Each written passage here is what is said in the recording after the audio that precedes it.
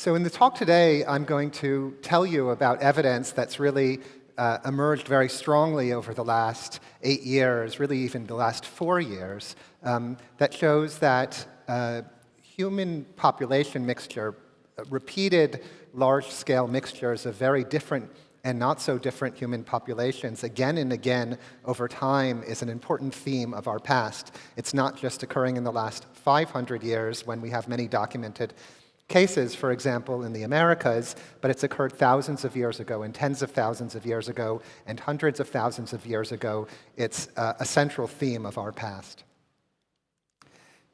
So I'm going to begin by introducing a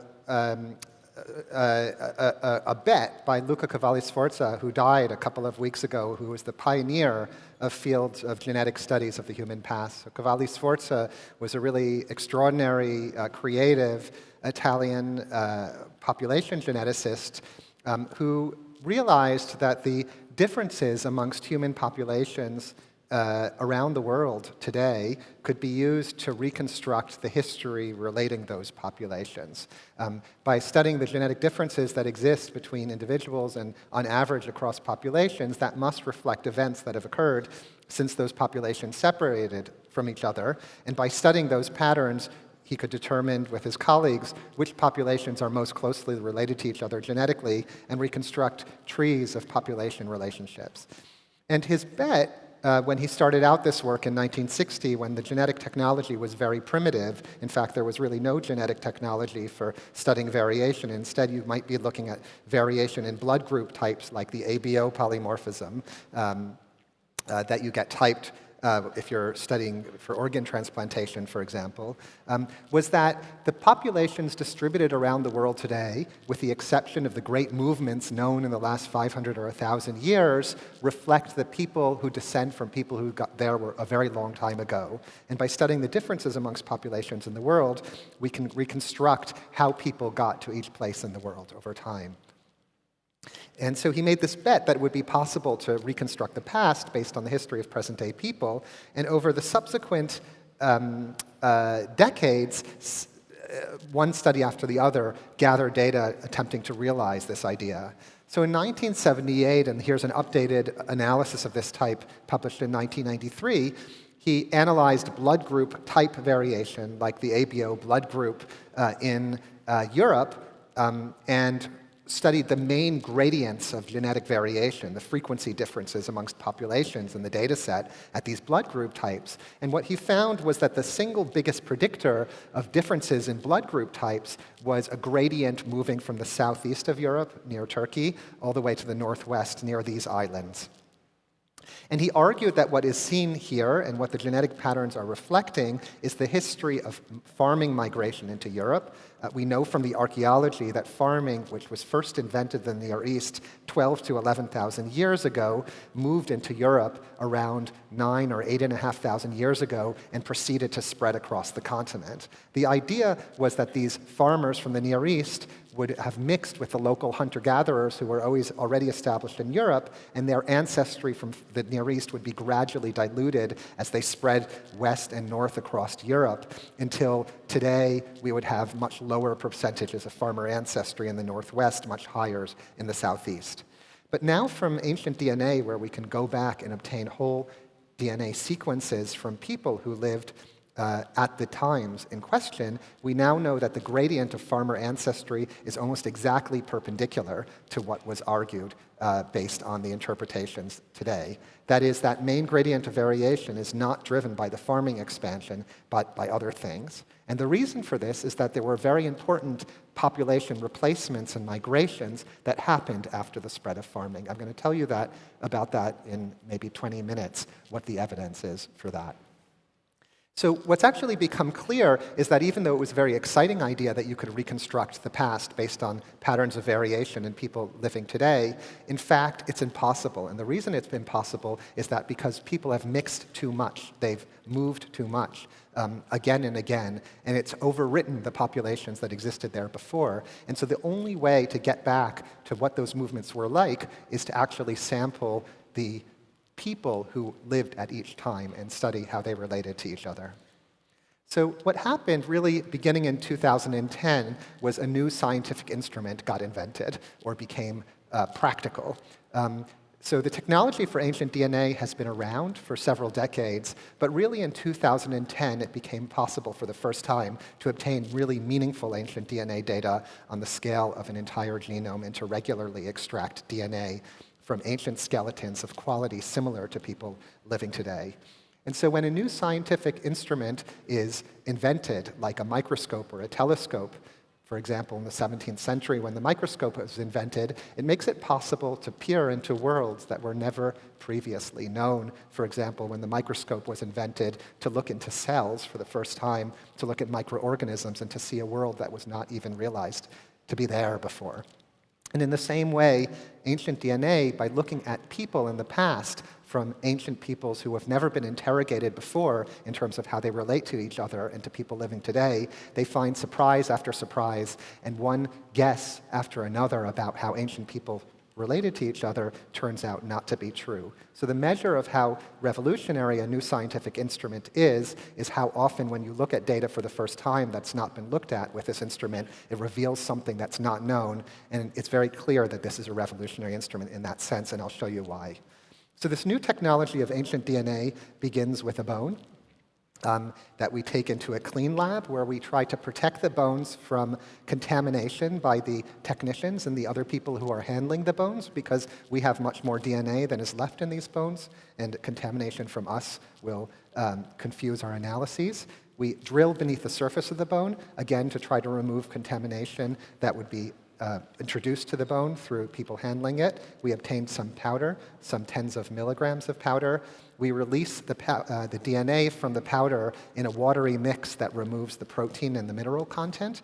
And then we sequence it in one of these modern sequencers that first became available in the late 2000s and by now have reduced the cost of sequencing DNA on a per-letter basis by literally about 1 millionfold since the year 2000. And this makes it possible to ask and answer questions about the past that were simply not addressable before. So this is just a picture of illustration of Moore's law, which has nothing to do with genetics, but is in computer science, which has observed that the increased density of elements on computer circuits, of transistors on computer circuits, has doubled every 1 to 2 years for approximately the last century, and this has been central to driving the computer revolution. In the same way, there's been a Moore's law of ancient DNA, but it's been much faster. So there was the first genomes were published in 2010. It reached 10 individuals with whole genome data in 2012. It reached more than 100 in 2015. It reached more than 1,000 just this year. In our laboratory, that's slides out of date, there are now more than 6,000 working genome samples. And so it's increasing very rapidly in our laboratory and other laboratories, and this order of magnitude increase in whole genome sequences providing data about the past makes it possible to address problems that were simply not addressable before. So I'm going to give you one slide that tells you a little bit about how genetic sequence data might provide information about the past. Of course, this is a quick summary. So what we're looking at is DNA, which is obtained from almost all of our cells. Not quite all of them carry our genome, which is packed into 23 pairs of chromosomes that altogether in length are about 3 billion DNA letters long. Since you have 2 copies, one from your mother and one from your father, about 6 billion DNA letters long.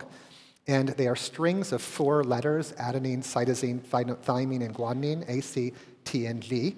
99.9% of the DNA sequence you get from your mother and the one you get from your father are identical. But in that 0.1%, there are differences, and over a 3 billion letter-long genome, that's about 3 million differences. And those differences reflect mutations that have occurred in the past. They've built up randomly over time, as shown here between the genome sequence you have of your mother and your father, and kind of tell you how long it's been since your mother and father's DNA share a common ancestor. Because we know approximately how long it takes for mutations to accumulate, if you see a dense run of mutations, that might tell you that your mother and father's DNA are related very far back in time, about 1 million years. And if you see not many differences, it might say they're only related a few dozen generations ago. And so by comparing pairs of genome sequences to each other and looking at the density of mutations as it varies across the genome, we can reconstruct variability across our ancestors and how we're related to each other. So the genome is not just a single person. From a statistical point of view, you're not a single person. You contain a multitude of ancestors. So this is very confusing often. But in fact, when you look at your DNA, you think you're a single sample. But in fact, you descend from 2 parents. And your parents descend from 4 grandparents. You descend from 4 grandparents, 8 great-grandparents, and so on, going back in time. And if you go back even 10 generations, you have about 1,000 ancestors. If you go back 20 generations, you have 1 million ancestors. And when your mother and father produce a sperm or an egg, they split the DNA they got from their own parents 1 or 2 times per chromosome per generation. And so the DNA that's coming to you is fragmented across those ancestors. And so when we sequence our genome, we're interrogating thousands, tens of thousands, maybe up to 100,000 ancestors. And so you're not a single person, you contain a multitude of ancestors, and as a result, by sequencing a single person's genome, you can position that person's DNA with exquisite accuracy relative to other genomes that have been sequenced. It's not like flipping a coin once in order to figure out the probability that it's heads. It's like flipping a coin 100,000 times, and then you can get a very accurate sense of the probability that that coin is heads, 50% perhaps. And so that is why there is so much power in a genome, because it's not studying a single person. It's studying and interrogating and sampling a multitude of ancestors. So in my talk, I'm going to tell you about 4 examples of how we were wrong, and in particular, I was wrong in my understanding of the world, and how the genetic data that I had the privilege to look at surprised me and my colleagues very strongly and forced our hand to think in new ways. So I'm going to begin by talking about the findings related to the sequencing of archaic humans, work that was led by Svante Pääbo's lab in Germany, and work that I was intensely involved in as a person analyzing the data since the data began to be generated in 2007. So when I was a PhD student, I was trained in a laboratory that was in fact a student of Luca Cavellisforza that was part of the triumphant establishment that modern humans all around the world today, Africans, non-Africans, are descended from a common ancestral population that lived in Africa 50 or 100,000 years ago or more, and that all of our ancestry, to the best we could tell at that time, seems to descend from an African source population. Now, that's still true that the great majority of our ancestry of everybody living today derives from African lineages deep in time, but at the time, it was almost seemed like an absolute rule. And I was very much in that school when I entered this work. So modern humans, anatomically modern humans, people whose skeletons look like ours, appear for the first time 200 to 300,000 years ago in the fossil record of Africa, and don't really appear outside Africa and the Near East until after about 50,000 years ago. So there's this explosive spread of modern humans out of Africa and the Near East after 50,000 years ago into places like Europe, where this is a skull of an early European modern human. Neanderthals, meanwhile, were archaic humans that first appear in the skeletal record beginning at least about 400,000 years ago and persisted in Europe at least until 40,000 years ago and probably disappeared shortly after that. Neanderthals had brains that were as large as ours, as measured by the sizes of their skulls. They had bodies as big as ours, and they made tools as complex as our own ancestors did. They were clearly very sophisticated people, but they disappeared after modern humans expanded into their territory after a modest period, but not trivial period of overlap, when these very different people, who we now know separated from each other 500,000 years ago or 700,000 years ago, encountered each other. So a question that's always been in the air ever since it was shown that Neanderthals and modern humans, for example, in France, for example, there are caves where there's layers of Neanderthals and then modern humans and then Neanderthals. They were surely encountering each other. When they encountered each other over this period of time, was there interbreeding between these two very different groups of people, more different from each other than anybody in the world today, but both intelligent and sophisticated groups of people. And if there was interbreeding, where did it occur? Did it occur in the Near East, which was the first place that there's documented overlap, or in Europe, which is the place where the record of Neanderthals is more dense, or is there a mixture with archaic humans and modern humans in Eastern and Southern Asia, where there's less clear archaeology and where in many places there's no evidence of Neanderthals at all, but maybe there are other humans that certainly left tools and perhaps encountered modern humans. So when I got involved in this Neanderthal study, Svante Pääbo and colleagues were generating whole DNA sequences from Neanderthals, and we and our colleagues applied the world's simplest test to try to understand how the Neanderthal genome we were generating is related to modern humans. And so this picture is a cartoon of one of our 23 chromosomes. So that lobe, that elliptical lobe on top is one arm of our chromosome, the elliptical say your chromosome 3. The elliptical lobe on the bottom is another arm of your chromosome 3. That circle in the middle is the centromere. It's a structural element that that's involved in pairing chromosomes together. And that would be packed with hundreds of millions of DNA letters of DNA letters. So what we do is we compare the Neanderthal genome to two modern human genomes, a French person in this case and a Nigerian person. And we look at positions where the French and Nigerian person are different. For example, one has a DNA letter thymine, T, and another has a DNA letter guanine, G. And then we lift the veil on the Neanderthal sequence that we've generated and we ask, does it have a T or a G?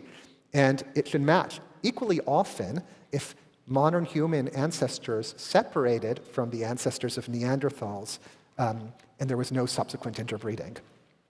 And when we look at it, there's 92,000 matches or so to the French person and 84,000 matches or so to the Nigerian person. And this is a very statistically significant excess. It could not occur by chance. It's not just French and Nigerians, it's all non-Africans and all sub-Saharan Africans. And so we looked at this many, many different ways, not just this way, but other ways. And the only possible explanation for this was interbreeding of Neanderthals into the ancestors of non-Africans, but not as much or at all into the ancestors of sub-Saharan Africans.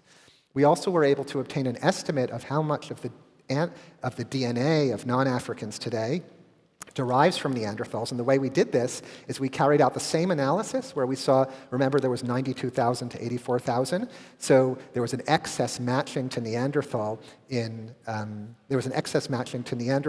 of non-Africans. And then we replaced the non-Africans in that analysis with a second Neanderthal we got data from.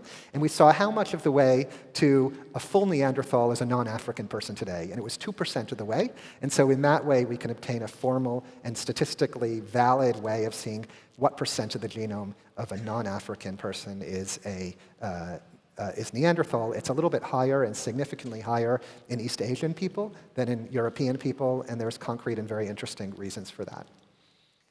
So the next thing we were really interested in doing is understanding when this mixture between Neanderthals and modern humans occurred. And what we did here is we took advantage of the phenomenon I told you about before, which is that when you produce a sperm or an egg, you chop up your chromosomes that you got from your mother and father. So here again is a cartoon of your chromosomes. So imagine this is your chromosome 3. I show two lines of red to show that you carry from both your mother and your father two modern human chromosomes, and two lines of green to show that your partner carries their mother and father from a Neanderthal. Then the kid has one entirely Neanderthal-derived chromosome, one entirely modern human-derived chromosome, and then that kid breaks up their chromosome 1 or 2 times per generation as they make sperm and egg, and chops it up. And we know the rate at which it gets chopped up. And by looking at the dice size, the typical chunk size of Neanderthal ancestry, we can read off how long it's been since modern humans and Neanderthals, since this Neanderthal type ancestry was introduced into modern humans. And so if you look in a Nigerian person, and this is a curve of how long these segments extend, it's a very slow decay, very fast decay. There's very little segments, and these reflect very old shared ancestry before the groups diverged from a common ancestor for the most part. But if you look at non-Africans today, you see a very much longer fall-off, And that reflects the fact that there's big chunks of Neanderthal ancestry in French people, which are many times more recent than what you see in Nigerian people. If you then look at a 45,000-year-old modern human genome from Siberia that we and our colleagues sequenced, the chunks are huge. That's the upper curve there compared to modern Europeans. And that's because that individual witnessed, or was very close to the time of mixture, was within maybe 7,000 years of the time of mixture. So by using this type of data, combined with the direct dates on these ancient skeletons, like this 45,000-year-old individual, we know actually rather precisely about when the mixture between Neanderthals and modern humans occurred. And it occurred at the dawn of the explosion of modern humans out of Africa between, rather tightly, 54 to 49,000 years ago.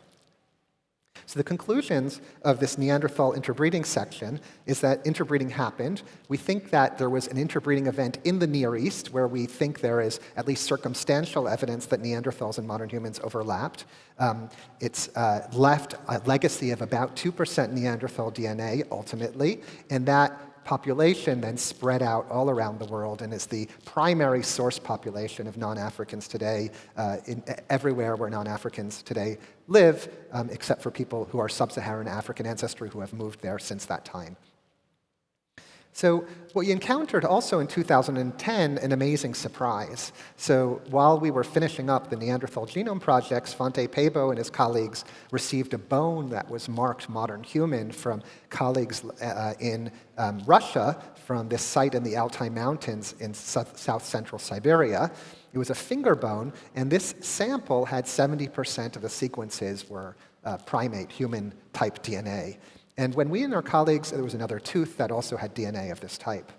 When we sequenced its female-derived DNA, it was related when we sequenced its whole genome, we found that it was more closely related to Neanderthals than to modern humans, but very distant from the rest of the Neanderthals. And because of this, it was an entirely new archaic population. So we took this new archaic genome, which we had stumbled on completely by accident, and this is an example of the disruptive power of DNA. With Neanderthals, we knew they were interesting. It was, of course, exciting to obtain the sequence of them and compare them to modern human. We had a very well-posed question: did interbreeding occur? But there wasn't even a question for this other group. There was no skeletal record. There was no well-defined archaeology. So in the case of Neanderthals, it was a fossil in search of a genome. We knew it was interesting to obtain a genome. But in the case of these Denisovans, we stumbled on the genome, and we still don't have a fossil record associated with them. All we have is this little finger bone and a few teeth, and now a bit of a skull cap, and we don't know about their morphology, the shape of their skeleton. We don't know what type of tools they made, except we know they were close cousins of us and of Neanderthals. So the first thing we did with the data was we applied some of these same ideas that we had developed to apply to Neanderthals, and we asked, do they match some humans more than others? And one of the most interesting findings of this analysis was when we did the following. When we took a New Guinean genome from Papua New Guinea, which is north of Australia, and compared it to a Chinese genome and looked at differences, and we asked whether Denisovans matched the New Guinean or the Chinese more, there was a very significant excess matching to New Guineans. And the only way to explain this is gene flow from people related to these Siberians into the ancestors of New Guineans more than into the ancestors of Chinese. And the proportion was about 5%, 4% of the ancestry of people in New Guinea today derives from an archaic group related to these Denisovans. So subsequent work we did has looked at the proportion of Denisovan ancestry in different parts of the world, and if a full shaded circle is 5%, what you see in New Guinea and the indigenous people from the Philippines and Australia, there's a small amount in East Asia and almost none in Europe and in Africa. So it's very clear that modern humans, as they moved east, encountered these Denisovan populations, and that there's a large proportion or a substantial proportion affecting groups like New Guineans, and some, and we now know, an independent, partially independent event in Northeast Asia. And this is a second and unanticipated, or even two additional unanticipated mixtures with archaic humans that we didn't know about. So the conclusions of this is that there were two interbreeding events at least, and we now know there were several additional ones, including related populations. One of these Neanderthals, who have this incredibly well-documented archaeological record that we've known about for 150 years and elaborated since that time as a scholarly community, and the other is these Denisovans, which we have no idea about from the fossil record, and it's still has not yet been done an analysis where this genome type is connected to a skeleton, which has a morphology and a type of tool use that we can assign to it. So that's something to prompt archaeological and excavation work in order to connect these two. Just published a few weeks ago an amazing thing from Svante Pääbo and colleagues, not work that I was involved, but the genome was sequenced again from this site in Denisova Cave of a girl whose mother was a Neanderthal. Red here indicates Neanderthal, but her father is a Denisovan. So this is a first-generation mixture of these two groups separated from each other for 400,000 years, but they were coming together at this cave. We actually have a number of humans from 30, 40, 50, 60, 70, 80,000 years ago who are mixtures within 1 to 6 generations of different very divergent humans, Neanderthals, Denisovans, and modern humans. And the fact that we're seeing such a substantial fraction of these genomes that we're analyzing being mixtures or close to the time of mixture suggests that maybe mixture between these very different groups was common in our past, that when they encountered each other, people did tend to mix, and frequently. So what's happened is that the DNA has unleashed perhaps what you might think of as a Pandora's box of mixtures we didn't know about without DNA between archaic and modern humans. And these are some of the known events moving between, mixing across these very different lineages, now documented by DNA. And additional ones are being published every few months or year these days. So the second part of my talk is I'm going to talk about evidence that no one is pure, and I'm going to talk particularly about the part of the world we're in right now, which is Western Eurasia. Europe is part of Western Eurasia. The Near East is another part of Western Eurasia. And I'm going to talk to you about the results of a study published in 2016, which analyzed hundreds of whole DNA sequences from people of West Eurasian ancestry. And asked the question, how does the DNA of those people at that time in the past that we have data from relate to people in this region today? So just to give you a very quick overview of genetic variation in Eurasia today, if you look at frequencies of variable positions in the genome where we differ from each other, there's a vast region of relative homogeneity extending all the way from Iran and Central Asia all the way to the Atlantic facade of Europe here, for example, where people are genetically pretty similar to each other. And then there's a transition zone and a region of East Asians where you have a similar phenomenon of a broad region where there's, over a vast region, people who are genetically pretty similar to each other, although there's important differences. And in South Asia, yet another broad zone of quite a lot of difference, but homogeneity within. And so this pattern has been noticed for centuries, just even based on how people look, which is not a very reliable thing, but has prompted the idea of the word, quote, Caucasian, to refer to this group of West Eurasian ancestry. But what we now know from genetics is that this group just didn't exist 10,000 years ago, and I'll show you the evidence for that. So we got DNA from hundreds of individuals who lived 10,000, 6,000, 3,000 years ago and compared them to people living today. And if you measure at the top level of this picture the average differentiation in terms of the frequencies of genetically variable positions in people living today, what you see is that the level of differentiation is about 0.098 or 0.1 on this scale. What you're measuring is basically you're looking at the frequency of a cytosine or a guanine, a DNA base, in each population, and you're taking the square of that frequency difference between, say, population A and population B, and you're averaging it across hundreds of thousands of independent positions in the genome that you're looking at. And if you look at that measure, which measures how similar populations are to each other, you get that 10,000 years ago across Western Eurasia, the typical level of differentiation was around 0.1, and that's the same as Europeans and East Asians today. So across Western Eurasia today, the level of differentiation is about 0.01, that's the bottom of this plot, and at that time it's different from Europeans and East Asians.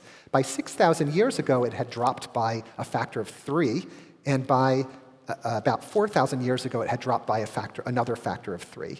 And it's not because populations went extinct or disappeared. We now know what happened. So in this paper, we also showed that almost all the DNA, not quite all of it, but almost all the DNA of people in West Eurasia today comes at the time depth of around 10,000 years from 4 highly different sources. Each of them is different from each other as Europeans and East Asians, and each of them we have DNA for. One of them you could think of as Iranian early farmers or agriculturalists who lived about 9,000 or 10,000 years ago. One of them you could think about as Levantine farmers or early agriculturalists, people who lived in Jordan and Israel, for example, at around that time. One of them is Western hunter-gatherers, people who are like Cheddarman or people who lived in this part of Europe about that time.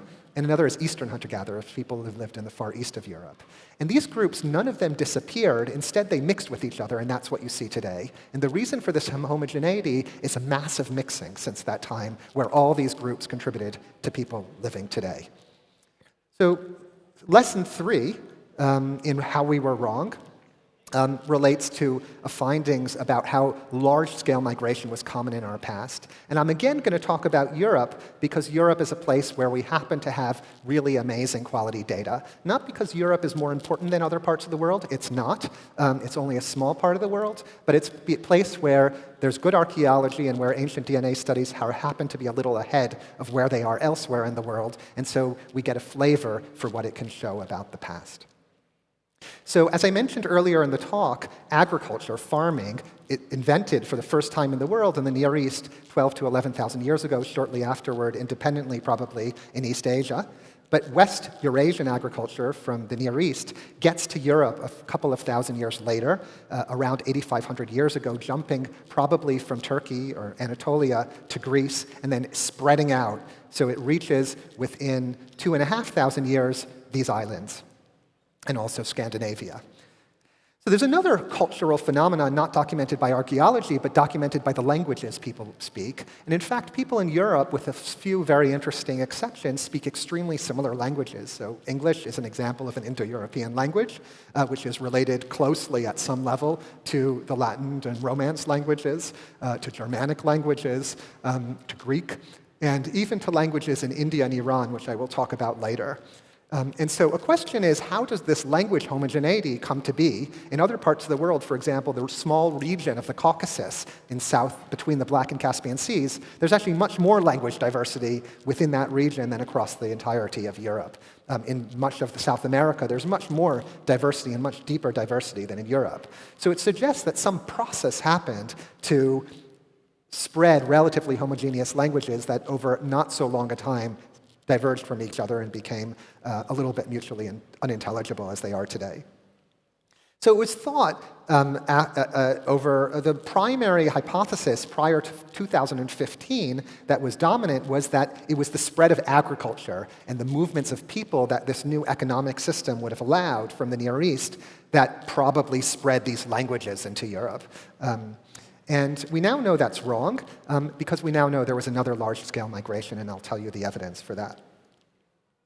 So ancient DNA a few years ago had initially been available only for hunter-gatherers and farmers. So people who lived before about 4,500 or 5,000 years ago in Europe had only 2 types of ancestry. Ancestry like those of the early Anatolian farmers, which actually we didn't yet have data from at that time, but first farmers of Europe, or first hunter-gatherers of Europe.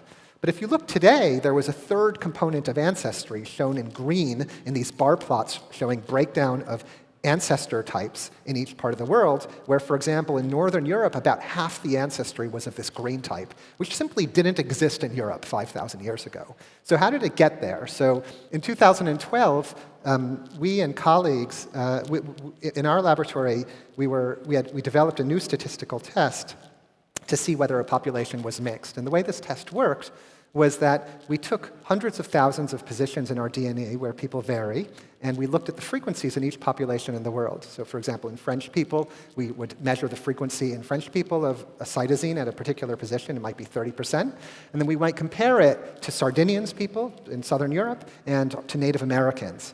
And if, on average, the French are intermediate between Native Americans on the one hand and Sardinians on the other hand, that means for sure that the French people are a mixture of two groups related maybe very distantly in the past to Sardinians and Native Americans. So we took data from 50 populations around the world, and we applied this test to each of the 50 populations, and we took all other possible pairs of those 50 populations, and we saw, are they good candidates for mixture for each of them?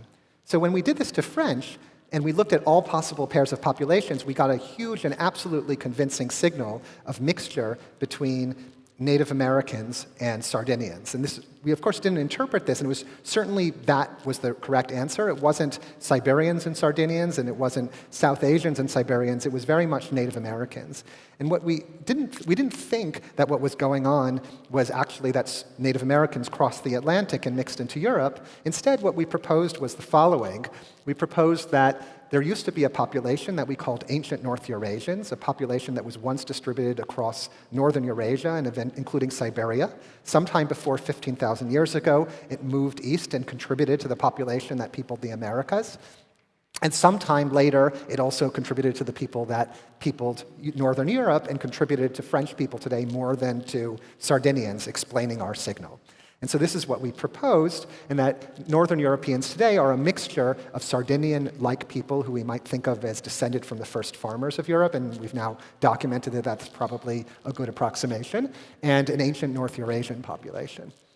And so we predicted this ancient North Eurasian population, what we call a ghost population. It's a population that we predict statistically based on patterns that's left in people today, but that doesn't exist in unmixed form anymore. And then the subsequent year, S.K. Willerslev's group, working in Denmark, got DNA from a 24,000-year-old boy who lived at that site, Malta, in south-central Siberia, and found that that individual was closely related to Native Americans and to Europeans, but not to people who live in that region today, showing that they're a representative of that ancient North Eurasian population. They had actually gotten DNA from this population, and that was an even better proxy for this predicted population than the Native Americans.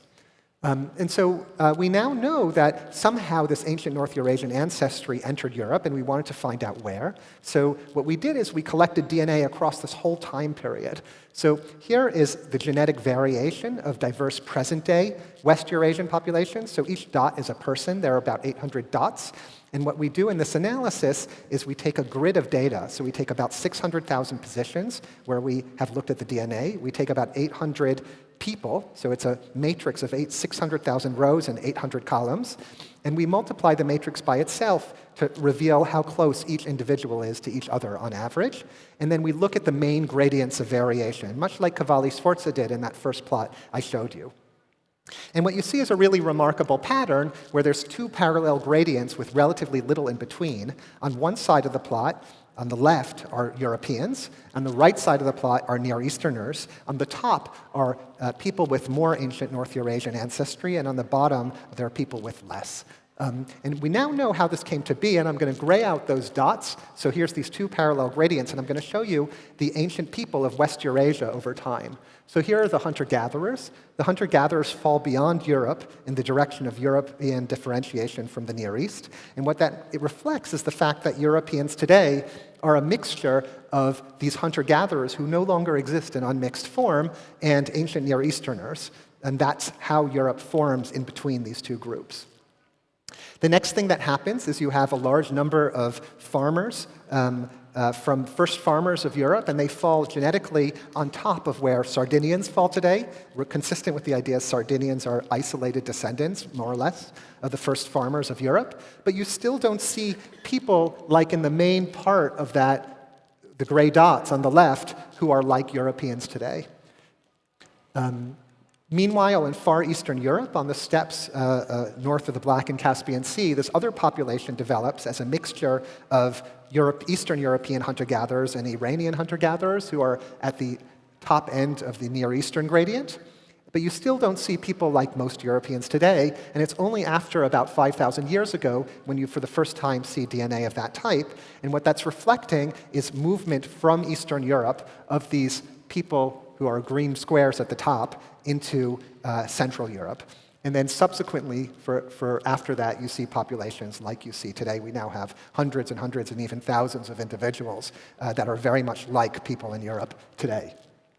So in summary, there is evidence now from geneticsly like two mass migrations. The first after 9,000 years ago into Europe, bringing farmer ancestry shown in orange here. There's some mixture with the local hunter-gatherers shown in blue. And then after 5,000 years ago, there's a mass movement of people who are from steppe pastoralist backgrounds, and they formed north of the Black and Caspian Sea about 5,000 years ago, and they spread through Europe. So the people who spread this ancestry and originate this ancestry are an amazing group archaeologically. It's a group called the Yamnaya. So the Yamnaya are the first people who use a new economy in the open steppe lands. The wheel had shortly before been invented and the horse had shortly been domesticated, and they hitched horses to wagons, wheeled wagons, and used them to bring supplies and water out into the open steppe and graze their animals on the open grasslands that were available and much more intensively exploit the steppe. Before this, the steppe was a patchwork of very different archaeological cultures that made different artifacts in different parts of this vast region. After the Yamnaya phenomenon, many of these groups disappear and are replaced by a homogeneous culture of people making pots and artifacts in the same way, leaving very few villages, because these people were mobile pastoralists, but leaving very rich graves in which these people were buried. These people spread over a vast territory, all the way from Mongolia in the east to Hungary in the west, and the genetics shows that they also spread into Europe and are the single primary, most important contributor to Europeans today. So an implication is that Indo-European languages almost certainly came with the second migration, and there's now evidence, as I'll tell you at the end of the talk, that this type of ancestry from these Yamnaya steppe pastoralists eventually got into South Asia today. So a plausible hypothesis is that these people are responsible for spreading these spoken Indo-European languages sometime after 5,000 years ago. So in Britain, this ancestry reached a couple of hundred years later, and so we published a paper earlier this year where we analyzed data from people who made these pots. So these are these Beaker pots that were first appear in the archaeological record, probably in Spain, about 4,700 years ago, and then by 4,500 years ago are all over Western and Central Europe, in Britain very heavily, and in Ireland, in France, in southern and in northern Italy, in Hungary and Switzerland, even as far east as Poland, and is associated not just with pots, but many other types of grave artifacts and ways of burying people. Archaeologists often interpret this as a religion or a belief system that's reflected in a particular way of burying people. It's a very dramatic Western European expansion from west to east. So we obtained data from more than 200 individuals who were buried with these pots in their graves, many of them from Britain, many of them from elsewhere, and we were interested in what the spread of this culture, how this related to the spread of people. And when we looked at the genetic data in the same type of analysis, we found that different from the Yamnaya, this group I told you about before, these people were not homogeneous. This culture spread by acculturation, by copying, by people spreading ideas, not entirely by people. In particular, if you look in Iberia, Spain, the genetic ancestry of people who buried with these pots is almost entirely different than that in Central Europe. So somehow this religion or belief system spread between these two regions by copying, kind of like cell phones spread between people of different ancestries. But once it got to Central Europe, it spread by movement. And I'm going to tell you what happened here on these islands. So around 4,400 years ago, just after the last stones at Stonehenge, big stones at Stonehenge go up, these Beakers and the associated artifacts begin to appear in Britain. Here's an example of a Beaker burial. What you actually see is that going from the top to the bottom of that plot, blue shows farmer ancestry. Suddenly at 4,400 years ago, there's an almost complete population replacement. So we have dozens and dozens of samples before this time, and dozens and dozens and dozens of samples after this time. And in red, you suddenly see the steppe ancestry for the first time, and we can't find a single burial that has entirely farmer ancestry anymore. It's a 90% population replacement. It's a permanent replacement. This is still the primary ancestry of people who lived, most of the people who live in Britain today. So an even more amazing thing happened in Spain. This is unpublished data, but if you look at the proportion of steppe pastoralist Yamnaya-related ancestry, that's on the y-axis here, in people in Spain prior to 4,500 years ago, 2500 BC, it's all constant. It's just farmer-type ancestry. But beginning about 2500 BCE, there's also people with steppe ancestry coming in. And the coloring of these dots is only done on the males, and it's their Y chromosome. It's the DNA you get from your father, and he gets from his father, and so on. And what you see is that these people with elevated steppe ancestry always have steppe Y chromosomes. And then these populations mix together. You see after 2000 BC, 4,000 years ago, and you get a population which we can accurately determine has about 40% ancestry from these people with steppe ancestry and 60% ancestry from the local Iberian farmers. So it's a 40% population replacement or movement. It's a lot, but it's not most of it. But there's a complete Y chromosome replacement. So that means males coming in had preferential access to local females again and again and again and over the generations. So it's telling you something about culture. It's telling you something that the collision of these two populations was not a friendly one, not an equal one, but one where the males from outside were displacing local females, and did so almost completely. So the fourth and final thing I'll talk about is the history of South Asia, of India and Pakistan and neighboring countries.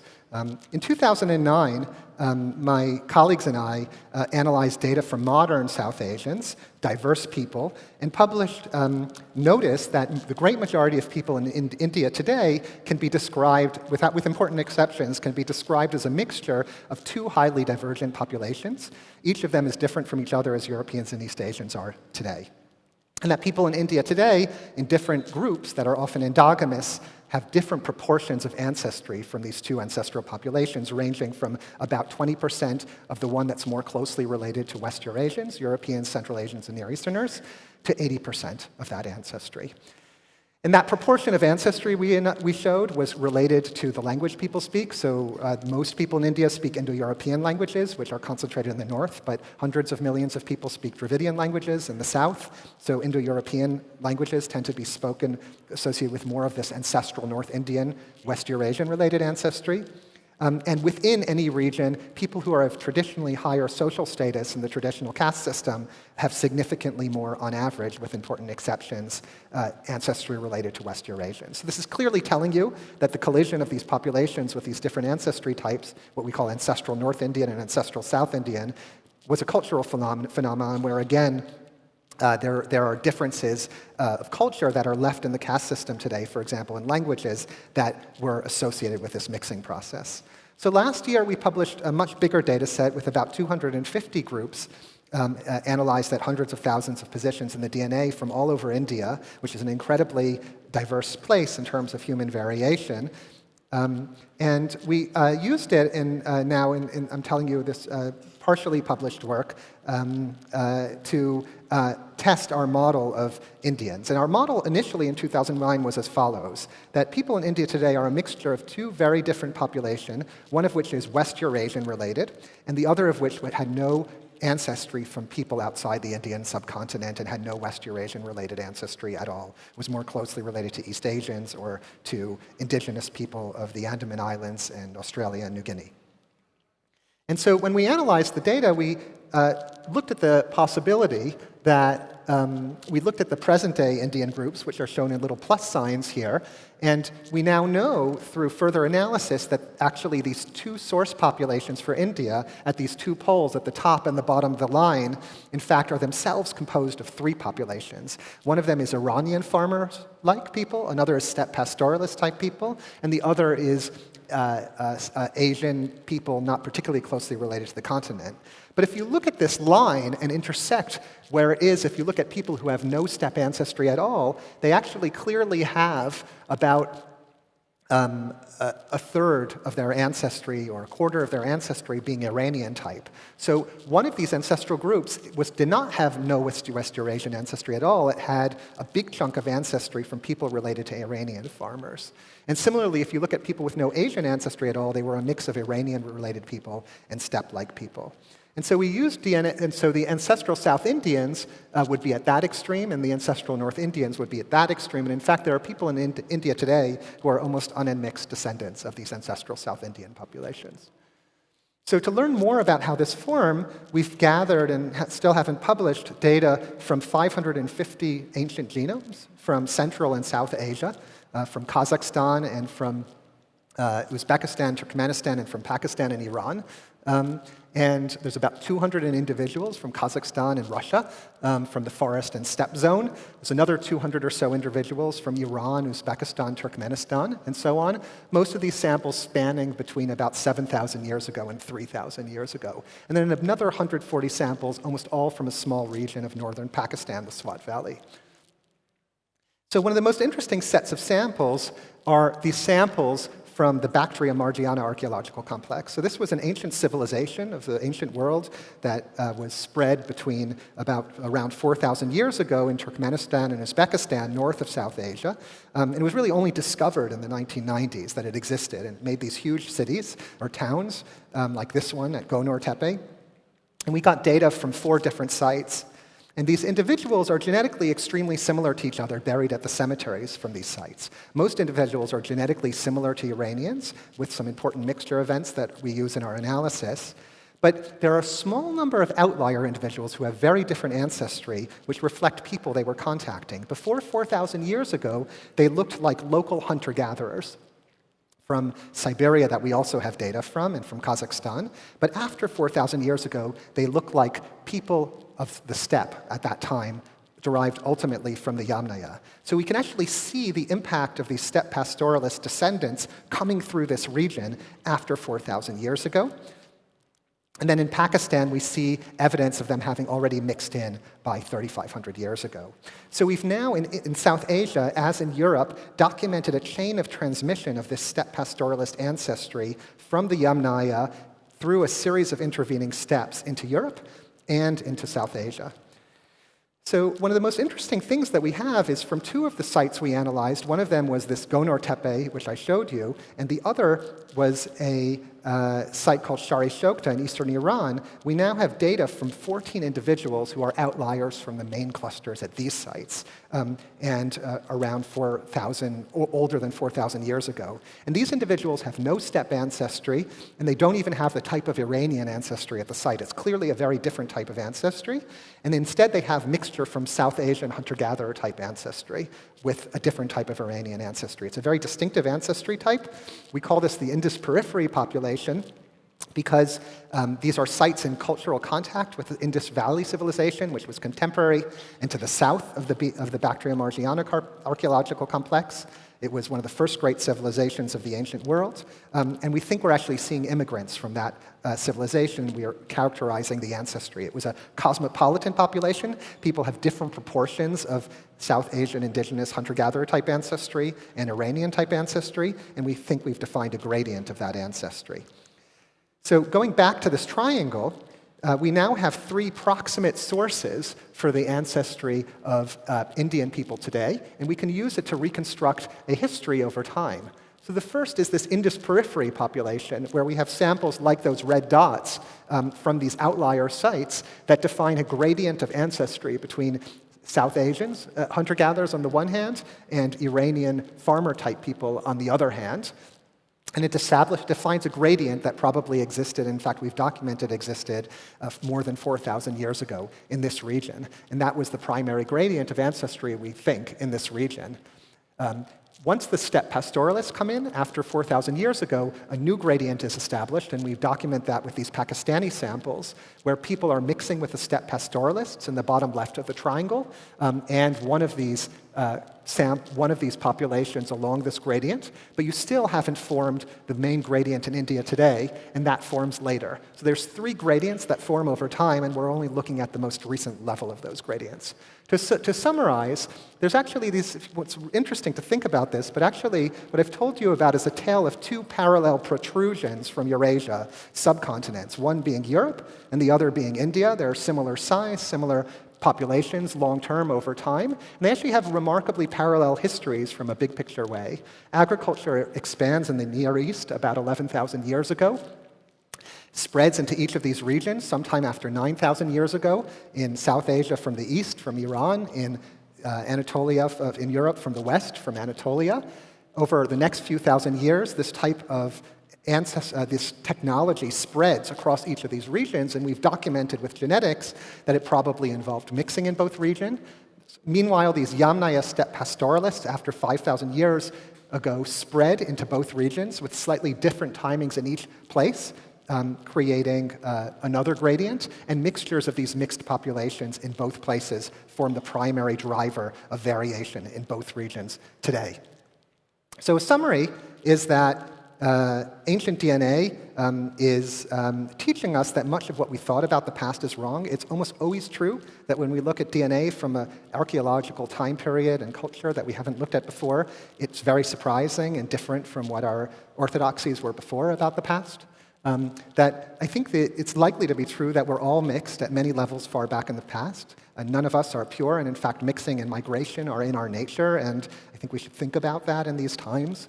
And this is an unusual field compared to many other areas of science where scratching the surface is guaranteed to surprise. In particle physics, for example, when you study, you have to build a bigger and bigger accelerator, and many of the things have been figured out, and with much, much work, you might be able to answer a specific question. And somehow, I always thought I loved science, but I always wanted to get into this area, into science, but it always seemed that you just had to do so much work to learn a little bit more. But in this area, it's like we're back in the 17th century. We just study something and it's interesting, and almost no extra work. So it's really an exciting time to be alive, working in this area. I wrote a book. I wasn't intending to write a book initially on this topic, but many people asked me to write a book on this topic, and I ended up writing a book for archaeologists and linguists and interested people, the public, because it really was impossible to figure out what was going on in this field from the journalistic articles and from the what had been written about it. And so I thought I would try to write a book that tried to give a flavor of this field, not just a flavor, but describe how it's done, that was not written in a jargony way and could be accessed by people who were interested in it and wanted to come to terms with it, because it is very disruptive, it is very challenging, it is very interesting, and I think it's very important. Thank you.